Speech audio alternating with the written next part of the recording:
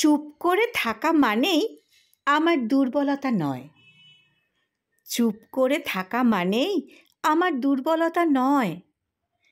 তোমরা যারা অন্ধ চোখে বিশ্ব দেখো, আমি তাদের জন্য ঘূর্ণিঝড়, উত্তপ্ত আগ্নেয়গিরি, ভূমিকম্প কিংবা মহাপ্রলয়।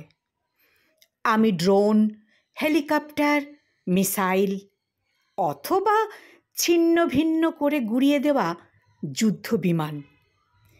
আমি জিঞ্জির পরা পায়ের নখে আঁচড় কাটা তীক্ষ্ণ নিড়ানির, নরম কোমল উর্বর মাটির ঘ্রাণে জলে ভাসা শস্যক্ষেত্রের বিদ্যুৎ তরঙ্গ। আমি সবুজ প্রাচীন বৃক্ষের ঝরে যাওয়া শাখার সুগন্ধি বকুল।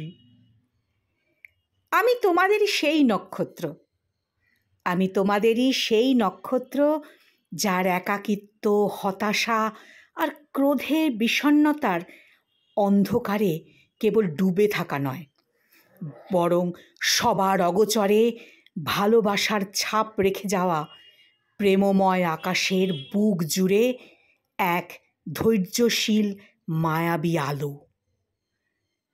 বরং সবার অগোচরে ভালোবাসার ছাপ রেখে যাওয়া প্রেমময় আকাশের বুক জুড়ে এক ধৈর্যশীল মায়াবী আলো।